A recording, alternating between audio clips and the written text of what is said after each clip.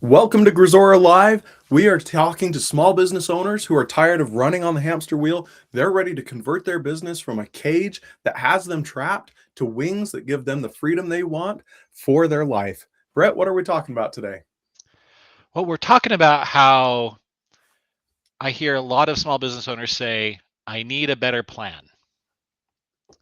Okay. And I'd like to challenge that assumption a little bit. Have you even consistently executed the plan that you already have? Hmm. So, do many even have a plan? Everybody has some form of plan. Everybody has a Again, plan until they're punched in the face. yes, there is that. Oh, And it usually just lives in the back of their head, but they do have a plan and a general direction and a strategy. Um, but one of the issues that they have is because it's not written out, because they mhm. haven't really taken the time to detail and clarify what it is and how they're going to win. It's very, very easy for them to be distracted by the next shiny thing. They hear about some guru on YouTube Mhm. that tells them, "Hey, we've got this new thing that you can do to grow your business by 10x in a week." Right, right. And so they want to jump on that Just bandwagon. 3 days, only $47, chance of a lifetime. We're only gonna let 100,000 people in on this. Yeah, that's exactly it. Yeah. And fundamentally, the issue is you don't even know. Most of them that I see, they have yet to consistently execute the plans they already have. They make a commitment to themselves that they're going to do 2 hours of sales outreach every day. If they look back at their time, they did maybe 2 hours for the entire week, Right. and they're always switching to something new because it keeps them distracted from realizing that they're not even executing on what they just had. Uh-huh. And I know this is an issue because I've fallen into this before. I refer to it as squirrel syndrome. There's always something new and shiny to take my attention instead of just grinding out the thing that needs to be done. Well, and I don't think it's very helpful that almost 30% of entrepreneurs have been diagnosed or have some sort form of ADD, ADHD, or something in that vein, right? So squirrel syndrome is almost the norm for many small business owners. Yeah, and it's actually pretty dramatic. The ones who uh, are able to step beyond that are able to, in a matter of sometimes months, but usually just a few years, which in a lifetime, that's not that long, completely restructure the their life in and build something that they're excited to live and that other people are envious of. Right. So so have you like what issues have you seen in people that you've worked with related to lack of consistency? Well, I think for some, there's kind of there's two parts. They have the vision of where they want to get to, and it's not clear. It's like, oh, I don't want to have to work as much. I want to have enough money, and it's pretty vague, and that's okay. Someone doesn't need to know next year I'm going to make 3.7 million and I'm going to have exactly 17% profit margin and these are all my advertising channels and these are all my promotions. Like that's way beyond what many small business owners can ever get to on their own. And so what I've seen is people will move from that fuzzy, foggy kind of a vision to trying to build that very complex 50-page business plan. And they get all hyped up because of some program or something like you were talking about earlier. And they get so overwhelmed by all of moving from that fuzzy, unclear world to trying to move to that very structured world and making such a big leap, they get overwhelmed by it because they swing so far this way, then it comes swinging back, and then they get stuck right back where they were, which I think is another symptom of that consistency that in order to be successful, it's far better to take a tiny little bite and then do that one little thing and do it with excellence than it is to try and swing the whole pendulum from one side to the other and overnight transform from being the guy who has no plan to the guy that has plans for plans for plans all day long, and then never accomplish anything because it was such a drastic and overwhelming transition that they tried to make.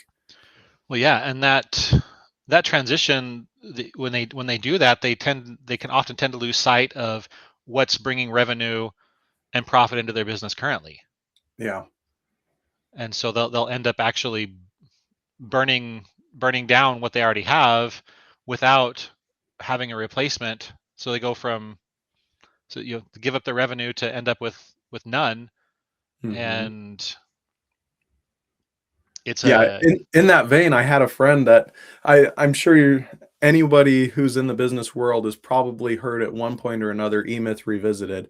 It's a great book, and I think that there's a lot of good principles in it, but the way that it's taught in that book is either you're working in the business on one spectrum or you're clear over here working on the business, and it's not this gradual transition. It's either build one way or the other as a business owner. So I've seen a lot of business owners who try to make that switch, and they were really consistent at working in the business and being diligent about, I know all the steps to run the business, I know how to do the sales, I know how to do fulfillment, and they're really good at all that stuff, and they make this huge switch over and they don't know how to be consistent on that other side. And so what'll either happen is they just toss everything aside, or they'll switch over and expect other people to be able to pick up all the pieces and know everything they know, but they don't know how to work on the business and be consistent on that side. So they don't build up all the structure right. And so either way is a recipe for disaster.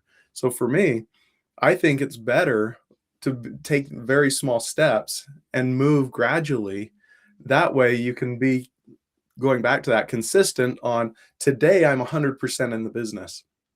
I'm going to slowly move out of it, but that allows me, as I'm slowly moving and changing, to not lose traction. I know somebody who they hired a salesperson, and the owner had been doing sales for years in the company. They knew everything to say. They know the exact moment to say it. Like they had so much experience that sales would just happen naturally. Hire the new sales guy. The new sales guy was a little uncomfortable, and the owner just said, "You know what? You're going to own that. You can do that." And the company almost went bankrupt because the new salesman was so rough, and the owner hadn't taken the time to slowly transition out of it. And so I see a big red flag for people who want to switch too fast from one way to another and not giving themselves enough time to make that transition actually work. yeah. Yeah, I've seen that as well, and it's a lot of it comes down to the sequence in which you transition. Can decide whether or not it's successful or not. So that it is gradual, and really what I've seen that is most successful is when business owners look at their actually look at their schedule, see what they're doing, and then figure out what their lowest value tasks are. What are the 5, 10, and $15 an hour tasks that they're still involved in, Hmm. keeping them from the 50, 100, $500 an hour tasks that they could otherwise engage in. And when they're able to recognize what that is, and it takes a simple time audit to do it, which again is something that in and of itself is hugely beneficial. But Now, again, what do you mean when you say 5, 10, $15 tasks? um, well, picking up the mail, dropping off checks, answering the phone You're as a saying a task receptionist. you're saying a task that I could pay someone 5, 10, $15 and know, yeah, it's probably gonna get done the right way, more or less. Yeah, Whereas yeah, if that I needed someone to do open heart surgery, I'm not paying someone 5, 10, $15 to do a surgery on my heart. That one is gonna be the highest paid I could possibly find. well, and that's where like hiring a salesman to work to completely replace you cold turkey, if you don't already have all the other layers in place, is like hiring a completely inexperienced and untrained person to perform open heart surgery on your business. Yeah. Like it just doesn't lead to good outcomes. And so as you say, there anytime that we're changing things, there is a optimal pattern and path to do so, and it has to happen sequentially, and it has to happen in the right order, or your chances of being successful with it are next to none. Which again is why, as far as the latest numbers I know, the average small business owner makes $36,000 a year. Hmm. I mean, that's the average, which means some are less, some are higher. I mean, we all know people who are making far, far more than that. But it's like, why would somebody take more risk, more headache, and Yeah. more time to make less than if they just got a 9 to 5 job working for the man? Right? Or most of the time, if you're only making that much, you almost don't have to work. Yeah, I don't even want to go there, but Like that 36,000 in today's world is not. no, it doesn't go very far. No, it doesn't cover a lot. At least not in this country. Right. Yeah, that's pretty incredible numbers. And what's really astounding to me is, like, you pair that up, and now it makes sense why so many businesses fail in a year. Like, they start up, the owner probably gets overwhelmed, gives up, it fails, and then they move back into making a regular paycheck. That makes a lot more sense. But at the same time, it doesn't have to be that way.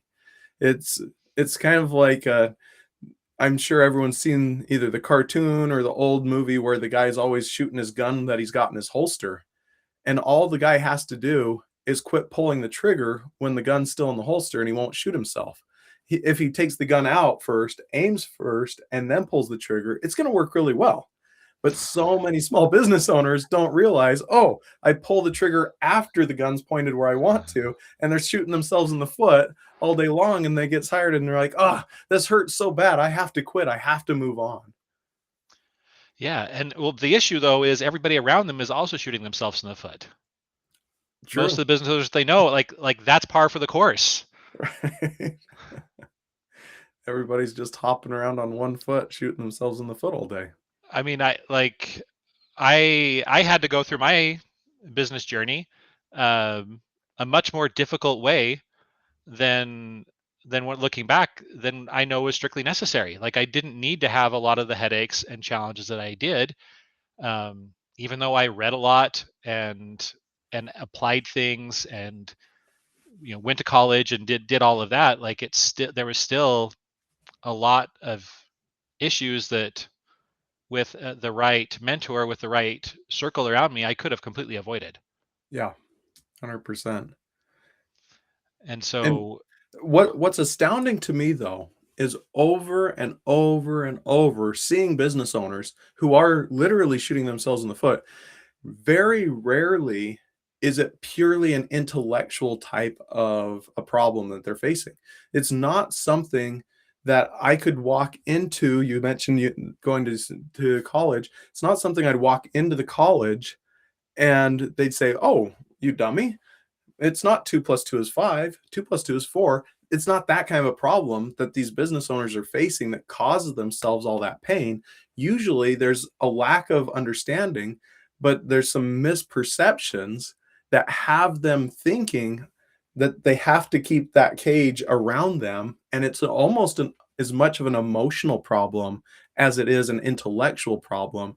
And a lot of business coaches and consultants approach it from a strictly intellectual standpoint. And so these people bump up against it. And I hear coaches telling me, yeah, getting people to do what they commit to is so hard. And they're right. If you're only approaching it from an intellectual standpoint, they'll never be able to break through, or very rarely break through, the emotional holdup that they have that's keeping them stuck.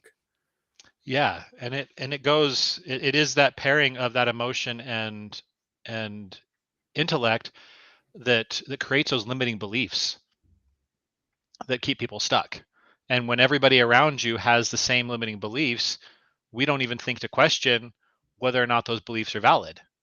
Right. We look at the outliers and think they're just that. They're exceptions to the rule that we're stuck with, not realizing that they're living by a completely different set of beliefs, and it has nothing to do with the rule that you're stuck with from outside. It's the rules that you're limiting yourself with internally. 100%.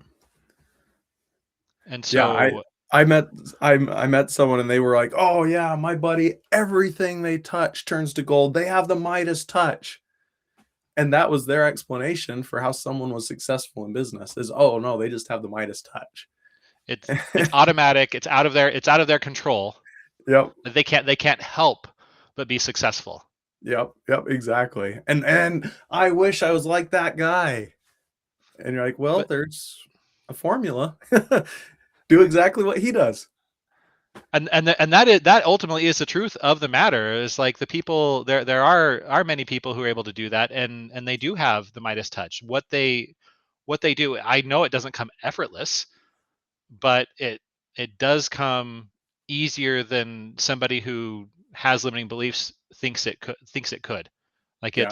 it is fundamentally different. And going back to that, um, as you know, we're working on finishing up a book Mhm. and reviewing um, one of our the draft or the response from one of our beta readers. Again, recently, I was I was floored by how much they are able to get from it, and the beliefs that and the notes and things they put in the margin about the beliefs that they were changing based on the content that we put together in that. And it's really exciting to see what how the mindset is shifting, um, because it's because it, and they were excited not just because of the mindset shift, but because of the practical, easy to follow tools that have come along with it.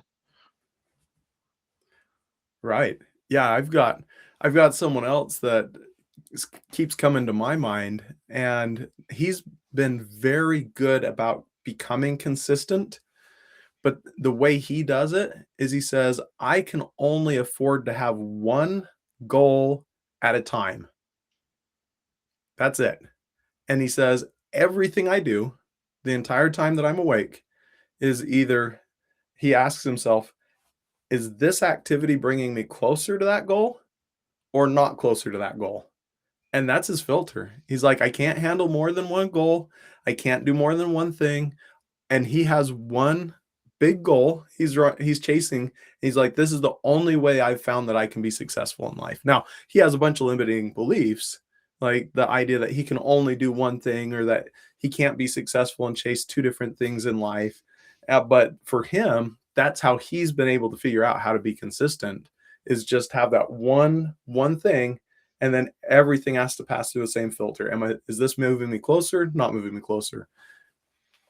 Well, and I think we all have to realize that we do have different um, personalities, and our brains, I expect I believe, work differently for different people. And so we have to find out what works individually for us. The Hmm. core principle is the same, but as you say, so many, as you brought up earlier, so many business owners essentially have ADD. Yeah. You bouncing from one thing to another, having, you know, one thing that works for many people is getting an executive assistant to take away their phone, take away their email, and take away their calendar, as in the business owner no longer has control of those things. The executive assistant controls their calendar, responds to their emails, and answers their phone calls, and then filters for them so that they can focus on the things that they are actually best at without getting lost in the weeds, without getting distracted by shiny things. And having and pairing a founder who has that type of personality with the right executive assistant will unlock their capability tenfold compared to what they could ever accomplish on their own. Mm. But again, not all founders are like that. Some founders are very capable of doing what needs to be done, and so that while again, the principles need to be followed, there isn't a one size fits all solution that makes it work. Right. Yeah, the one size fits all is the principle, not the application of the principle.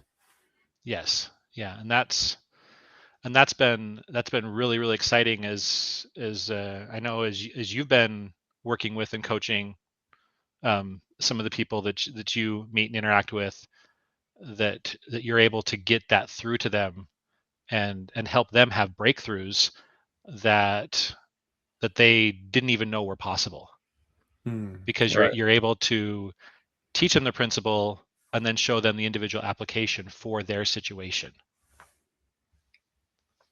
Yeah, and that's the gold mine of having someone that's walked already before you, because I could pick up any book and start reading the book and be like, "Oh, this is the principle. Got it. Okay." But then how do I apply that principle in my own circumstances? That can be a trick for somebody who's not walked the path before because they don't know what they don't know. Well, and it's the application under fire. Like it is, for those who have served or otherwise trained in the military. It is one thing to take aim at a target when no one is shooting back at you.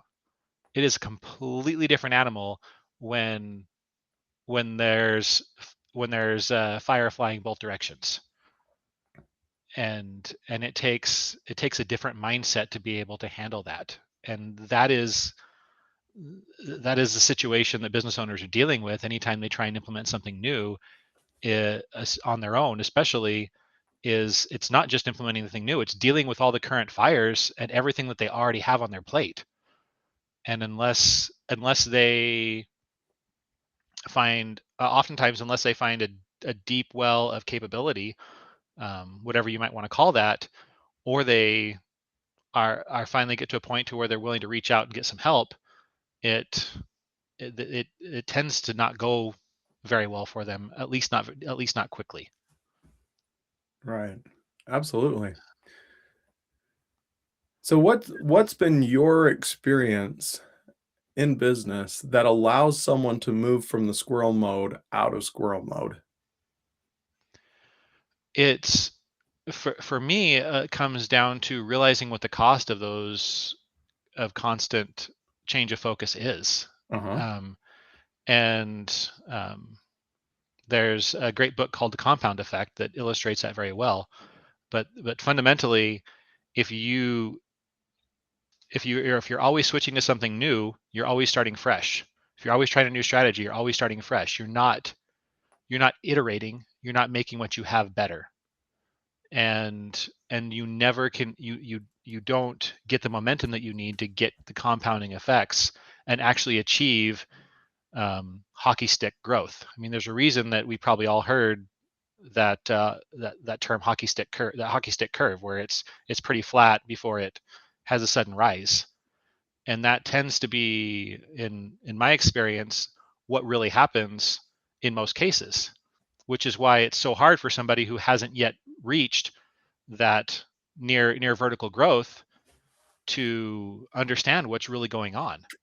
And so they quit before they get there and transition to something else, and they just repeat a loop and a cycle, and without making progress. And it just comes from that lack of consistency. 100%. Yeah, I've got a good friend that he was telling me a little while ago. He said, "I am really good about getting from an idea to 20,000 a month." Like he's like, "That just happens overnight." And then it gets to about 20,000 a month, and I look at it and I'm like, "Oh, this new idea." And then he starts building this new idea up. He gets it to about 20,000 a month, sets it down next to the other 20,000 a month. Oh, a new idea. And he says he's just over and over and over he's done that. And sometimes he'll have 3 or 4 of those businesses that are just sitting there. And I'm thinking, man, if he just held on to one of those until it did, I don't know, 100,000 a month and then set it off to the side, he'd be in a position where the company's now running itself, Whereas at 20,000 a month, it's still pulling him back in, and he's playing tug of Hmm. war as he's trying to get that new shiny thing up off the ground and doing that over and over. It's exhausting, but that's what a lot of business owners do. Yeah, yeah, and few, and there aren't that many who make it to that 20,000 a month mark. I mean, that's a big milestone for a lot of people, and even when they get there, it's not stable.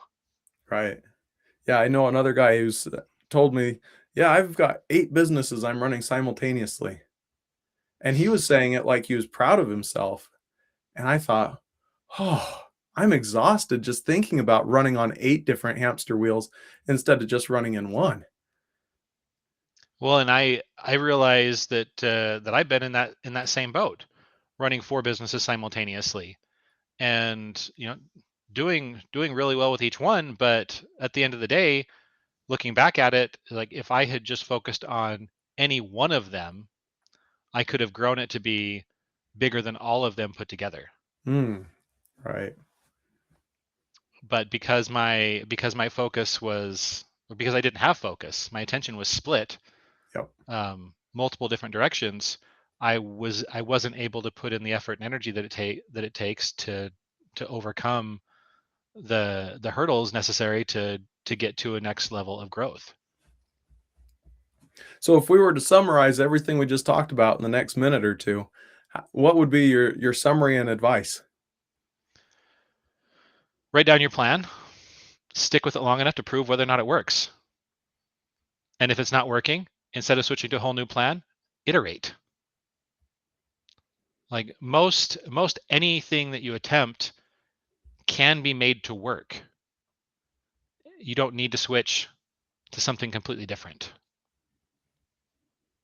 So there's my summary. I like it. All right, everybody. Thanks for tuning in, and we'll see y'all next week. Thanks.